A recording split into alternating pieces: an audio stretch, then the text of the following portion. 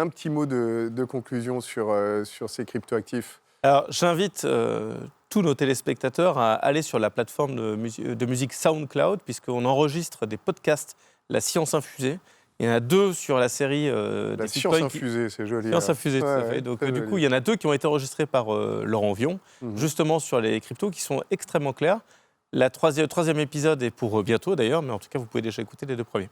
Eh bien, la science infusée, il va nous l'infuser, sa science économique en tout cas, puisqu'on a l'immense plaisir, l'immense bonheur même d'accueillir Olivier Babot. Je crois qu'on peut se lever pour aller l'accueillir. Merci d'être avec nous, Olivier. Comment ça va ? Ça va très bien. Bon. Bonjour Olivier. Bonjour.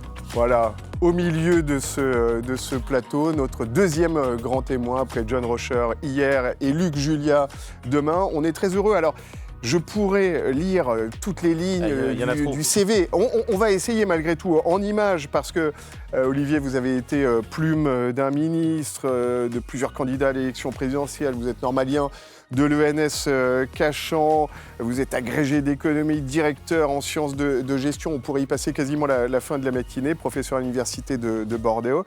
Vous avez fondé l'Institut Sapiens. Désolé, au bout de quasiment 2 heures d'antenne, ça commence à devenir difficile. C'est un think tank qui est maintenant très connu. Vous intervenez très souvent à la télévision, notamment dans ces locaux à LCI très souvent. Et au-delà de votre analyse économique qui est toujours extrêmement pertinente et qui intéresse à chaque fois, vous connaissez particulièrement bien ces évolutions numériques. Je cite notamment un de vos derniers livres, Le nouveau désordre numérique, comment le digital fait exploser les inégalités. Autant dire que vous êtes plus que qualifié. Tu as sans doute un mot à dire, Philippe. Écoute, j'ai tellement plus de mots, j'ai juste envie d'écouter, parce qu'effectivement, c'est la révolution telle qu'on la voit aujourd'hui. Et par rapport à tout ce qui s'est passé sur ces 2 dernières années, on a envie de se projeter vers demain. Et je pense que vous allez nous accompagner, j'en suis sûr. Eh bien, on y va. Et on va s'asseoir quand même pour en parler, parce qu'on ne va pas rester 40 minutes debout. Voilà. J'ai une confession à faire, je ne suis pas Satoshi Nakamoto. Voilà. Donc, c'est vrai que c'est un scoop, mais non, alors, pas moi. Tous ceux à qui on pose la question qui est Satoshi Nakamoto répondent qu'ils ne sont pas. Mais... Donc il y en a forcément un qui ment. C'est peut-être pas Olivier. Il ne l'avouerait pas ici. D'ailleurs, si je l'étais, je ne le dirais pas. Évidemment, c'est pour ça. C'est pour ça. Alors, première partie de votre intervention, Olivier, on va parler de cette sortie de crise économique, en tout cas, et avec une question qui est toute simple. Qu'est-ce que ça change, cette sortie de crise économique ? Est-ce que notre économie mondiale, française, en sort différente, d'une certaine façon ? Oui, merci vraiment de votre invitation. Vous savez, dans la Chartreuse de Parme, le seul qui comprend rien à Waterloo, c'est celui qui y participe, c'est Fabrice. Il est au milieu, il voit des gens courir dans tous les sens. C'est très compliqué de comprendre quand vous participez à un événement ce qui se passe. Donc ce qui est intéressant, c'est de prendre du recul. Vous savez, c'est aussi Charles Péguy qui dit il faut dire ce qu'on voit, mais il faut, plus important encore, voir ce qu'on voit. Et voir ce qu'on voit, c'est très très difficile. Alors, cette crise, ce n'est pas la première de l'histoire de l'humanité. D'ailleurs, moi, depuis que je suis jeune, on me dit c'est la crise. On me disait c'est la crise. C'est toujours la crise. Bon. La crise, souvenons-nous que c'est traduit en chinois par un idéogramme qui veut dire à la fois risque et opportunité. Et d'ailleurs, le mot crise même, vous savez, c'est un mot grec, krisis, qui veut dire jugement, discernement. Ce n'est pas forcément négatif. La crise, c'est le moment plutôt où on va discerner, où on va arriver à mieux voir le vrai du faux, probablement le bon du mauvais. C'est le moment du jugement. Et ben, c'est exactement ce qui se passe. En fait, des crises très graves, on en a déjà eu. Moi, j'ai envie de faire un retour au XIVe siècle.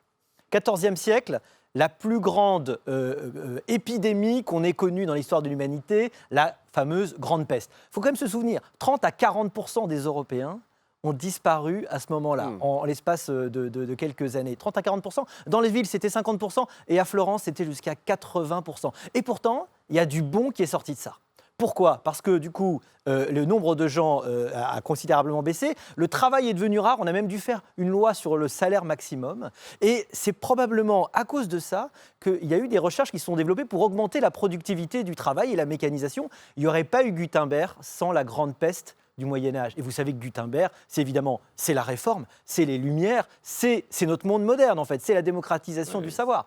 Il y a une autre chose aussi, c'est que ça a permis l'afflux de gens dans les villes. Les villes, c'était ces endroits francs qui ont créé en fait la société actuelle qui était séparée du féodalisme. Donc la fin de la féodalité a été précipitée par la grande peste. Et donc, finalement, il y a plein de choses extraordinaires qui sortent de ces crises. Oui, alors à chaque fois, c'est presque un petit peu angoissant, parce qu'on l'a dit de la Première Guerre mondiale aussi, qui avait été une saignée terrible, mais derrière, l'économie était repartie très, très fort. Est-ce qu'il faut une crise? Est-ce qu'il faut un moment comme ça, noir, pour que derrière, notamment, l'économie reparte et soit florissante? En fait, les évolutions ont lieu en permanence, mais c'est un peu comme les plaques tectoniques. Pendant un moment, vous ne voyez pas ces évolutions, et puis tout d'un coup, il y a un grand frottement qui se passe. C'est un peu le cas, évidemment, de la Première Guerre mondiale ou des différents conflits que vous mentionnez. Et finalement, je pense que ça a été le cas, ou c'est le cas, parce qu'on y est encore, de la crise du Covid. C'est-à-dire que c'est un révélateur, c'est un accélérateur. On va voir de façon crue des choses qui existaient déjà. D'ailleurs, on a redécouvert un truc que tous les économistes disent depuis 20 ans, la désindustrialisation. Ça fait 20 ans qu'on écrit des papiers là-dessus. Tout d'un coup, enfin, les gens disent « Ah, mais oui, c'est vrai, tiens, on a désindustrialisé. Il faut réindustrialiser. On a perdu une forme de dépendance et on commence à s'en apercevoir. » Eh bien, il a fallu la crise pour que ça apparaisse. Donc, c'est au moins le grand mérite de ce genre d'événement. Alors justement, accélérateur, c'est le sondage en ligne auquel vous allez pouvoir répondre à partir de maintenant. Pour vous, devant votre écran, la crise a été un accélérateur positif ou négatif? Et on le commentera avec Olivier Babot. D'autres questions, Philippe? Ouais, j'ai tendance à dire qu'aujourd'hui, qu'est-ce que cette crise va impliquer, ou plus exactement, si on remonte dans l'histoire, je ne sais pas, depuis peut-être la Grèce antique en tout cas, est-ce que cette crise a amené des évolutions technologiques encore plus fortes, ou plus exactement, est-ce qu'on peut expliquer par le passé ce qui se passe aujourd'hui? Alors c'est vrai qu'on a toujours l'impression que expliquer par le passé ce qui se passe aujourd'hui, c'est conduire en regardant dans le rétroviseur. Évidemment, c'est théoriquement pas une bonne technique. C'est comme ça qu'on a fait le tunnel sous la Manche. Oui, mais bon. Il y a quand même en fait des choses qu'on arrive à comprendre. Et ce qu'il faut surtout comprendre aujourd'hui, c'est que la vraie question, c'est pas la dérivée, c'est la dérivée seconde. Je m'explique. C'est pas l'accélération, c'est l'accélération de l'accélération. C'est-à-dire, c'est le fait qu'on vit sur une exponentielle. Le Homo sapiens, il a 150-200 000 ans. La révolution cognitive qui a permis d'accélérer Homo sapiens, c'était il y a 70 000 ans. Le moment où on est devenu sédentaire, c'était il y a 10 000 ans. Et à partir de là, vous voyez l'histoire humaine, en fait, qui s'accélère et qui fait qu'on compte d'abord en milliers d'années, et puis en centaines d'années, et maintenant en années, et puis de plus en plus en mois. Regardez, entre la grotte de Chauvet et la grotte de Lascaux, il y a 30 000 ans. Pendant 30 000 ans, vous pouviez faire un bond dans l'avenir, vous arriviez dans le même monde. Entre la palette de Narmer égyptienne et le temple d'Hathor à Dendera, il y a 3100 ans, il y a 31 siècles, ça se ressemble comme deux gouttes d'eau. Pendant 31 siècles, les Égyptiens ont représenté les choses de la même façon. Ça nous paraît complètement dingue. Pourquoi? Parce qu'on est dans un monde qui évolue énormément. Vous prenez une salle d'opération en 1900 et aujourd'hui, évidemment, elle se ressemble absolument plus. Le premier iPhone, c'était 2007. Les premiers ordinateurs, les Macintosh, moi je suis assez vieux pour m'en souvenir, quand mon père a ramené ça à la maison, c'était immense, on jouait à Arkanoid là-dessus, je me souviens, c'était très sympa. C'était il y a une quarantaine d'années. Et aujourd'hui, évidemment, on est absolument dans une autre dimension, c'est de plus en plus rapide. Un chiffre pour arriver à comprendre ce qui est en train de se passer. La capacité informatique a été multipliée par 442 millions de milliards depuis 1937. 442 millions de milliards. C'est très simple. 1937, le premier ordinateur, une opération par seconde. Aujourd'hui, le dernier ordinateur qui s'appelle le Fugaku, il a été mis en service en mai et il fait 442 pétaflops, c'est-à-dire un pétaflop, c'est 1 million de milliards d'opérations par seconde. Ça veut dire qu'on est dans une accélération extraordinaire parce que ce Fugaku, quand il a été mis en marche, eh bien, il a remplacé le meilleur ordinateur du monde qui avait été mis en marche il y a 2 ans seulement. Et ce meilleur ordinateur, il était 100 fois moins puissant. Vous voyez l'extraordinaire? Un tout petit truc. Vous savez que Google a annoncé qu'ils avaient mis en place un microprocesseur quantique. Ils avaient réussi à faire fonctionner un microprocesseur quantique. Un microprocesseur quantique, il fait en 3,20 secondes ce que les meilleurs ordinateurs font aujourd'hui en 10 000 ans. Vous voyez l'exponentielle sur laquelle on est. C'est une piste verte, bleue, rouge, noire. Et après, c'est la face nord de l'Everest. On est au tout début de l'exponentielle. Mais ce qu'il faut regarder, c'est la dérivée seconde. L'accélération de l'accélération. 86% considèrent devant leur écran que la crise a été un accélérateur positif, ça vous fera plaisir. 86%, 14% négatif. Autre question, et elle est très large, mais quels sont les effets de la crise sur la finance? Alors, c'est effectivement une vraie question. Alors, de façon générale, ce qui est intéressant, c'est qu'on observe une crise très paradoxale du progrès. Vous savez, on disait autrefois dans les campagnes, il faut 2 enfants pour faire un homme. Jean-Sébastien Bach, il a vu mourir 9 de ses 20 enfants. On ne mesure pas combien l'accélération du bien-être a été rapide depuis 50 ans. On n'a jamais vécu aussi longtemps, on n'a jamais été avec une mortalité infantile aussi faible. C'est absolument extraordinaire.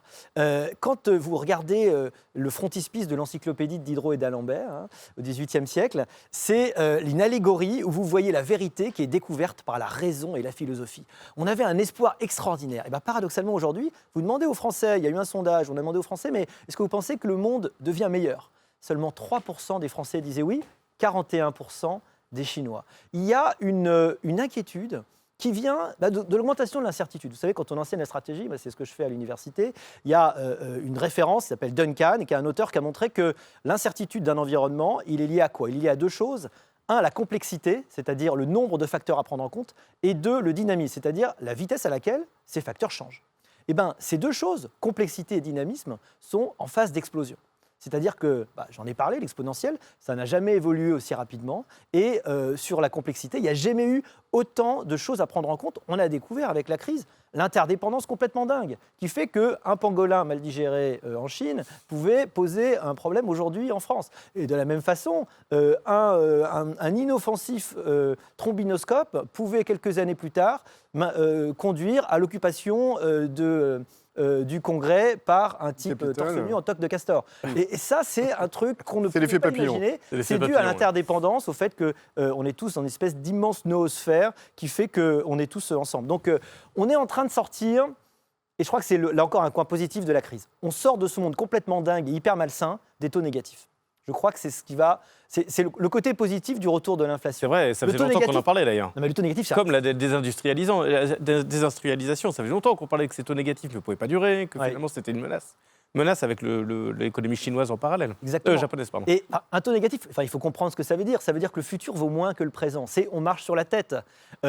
Les conséquences sont effectivement complètement destructrices. Et puis pas seulement pour le système bancaire et le système financier. On est en train d'en sortir.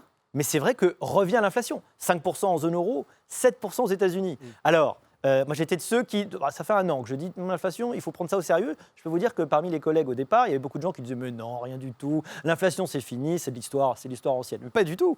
Alors c'est vrai qu'aujourd'hui, dans le retour de l'inflation, parce que c'est comme un des grands sujets ce matin, et je vois bien, et je suis préoccupé par ça, il y a un aspect évidemment qui est conjoncturel. Redémarrage de la demande qui a été plus rapide que le redémarrage de l'offre. Oui, une offre qui est encore extrêmement fermée. Et une production qui est désorganisée. Désorganisation réelle et qui continue. Une Chine qui continue à être un peu fermée, donc c'est compliqué pour avoir des biens. Donc naturellement, vous avez une augmentation. Une demande forte aussi qui est repartie sur l'énergie. Et donc ça fait une augmentation du prix. Ça, c'est temporaire. Et puis, il y a une augmentation qui, à mon avis, est beaucoup plus forte et qu'il faut prendre en compte sur la durée. C'est que le passage vers la transition énergétique, la transition écologique, la prise en compte de ces contraintes-là, elle est puissamment inflationniste. Il faut se dire, il ne faut pas se raconter d'histoire. Il y a un moment donné, si vous mettez le prix du carbone dans vos produits, le prix des produits va augmenter. C'est-à-dire qu'on est en train de faire... Ça vaut plus cher, en fait. Tout ce qu'on fera pour la transition écologique vaut plus cher, et donc il y a un effet mécanique. Exactement, parce que vous allez intégrer ça. On n'a rien inventé mieux que le signal prix. Vous savez, époqué en grec, ça veut dire une parenthèse. On est en train de finir, en fait, l'époque de la démocratisation extraordinaire de la consommation. Je pense qu'il faut le dire.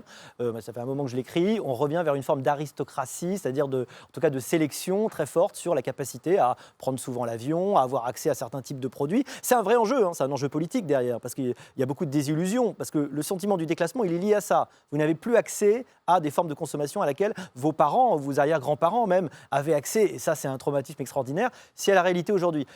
Cette inflation, c'est la chose à prendre en compte, parce que pour l'instant, vous avez un problème de taux réel.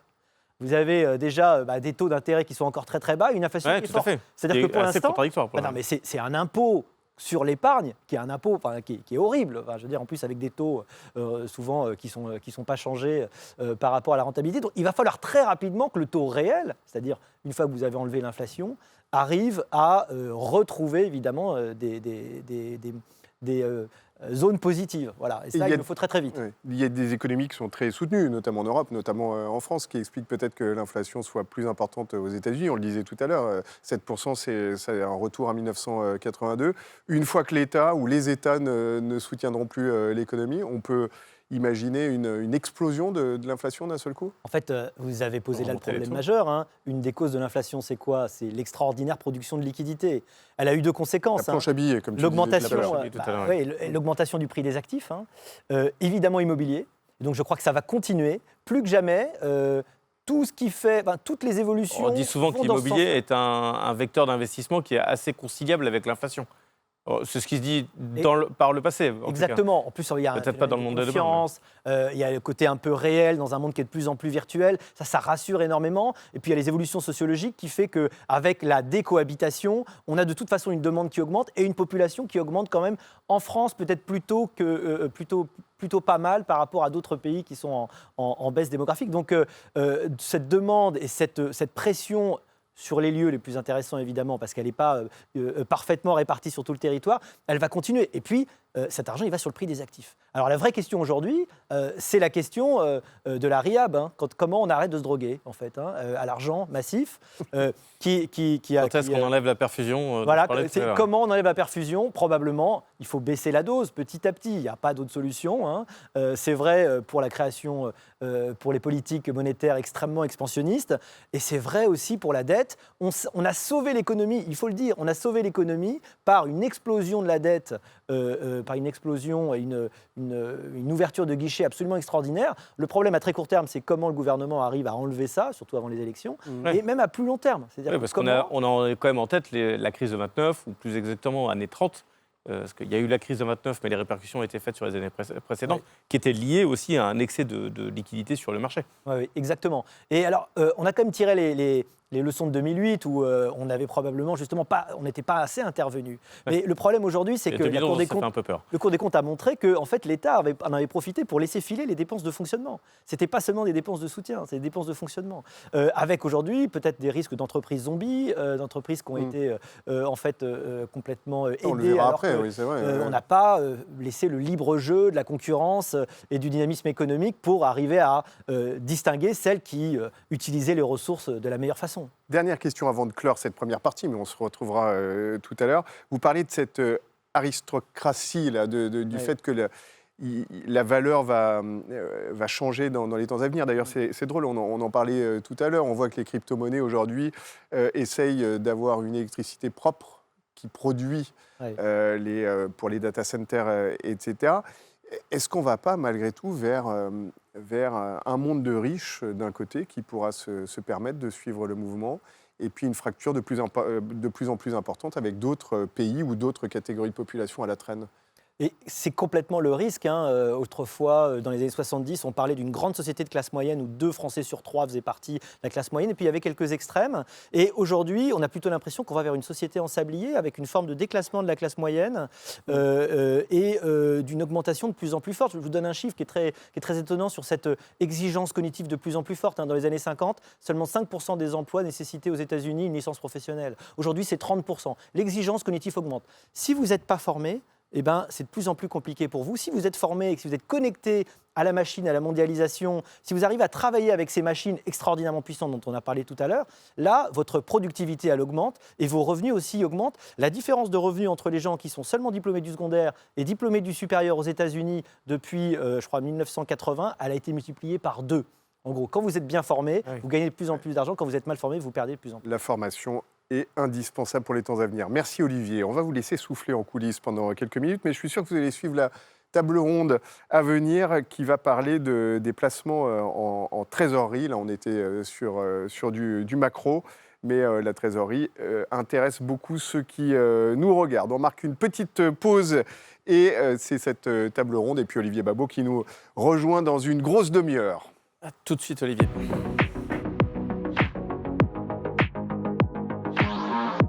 Révolution, le mot est fort. Qu'est-ce qu'on va faire? On va continuer à développer nos services et nos outils pour répondre au mieux aux besoins des clients et de nos partenaires. Je pense qu'il ne faut pas chercher non plus à changer ce qui fonctionne. Il faut s'adapter, par contre. Est-ce que demain, le marché va s'adapter aux clients? Sûrement. Est-ce qu'on doit répondre à certaines interrogations? Oui. Je peux dire qu'on développe encore le Luxembourg de façon assez dynamique. On lance un nouveau produit. Est-ce qu'on va demain avoir révolutionné l'assurance vie? Je ne pense pas. Par contre, on va l'adapter à la demande Et l'adapter à la demande, ça veut dire peut-être être multi-poche, mettre du private equity dedans, de l'immobilier, des produits structurés, des fonds, de la thématique, des mandats de gestion, des ETF, des titres vifs.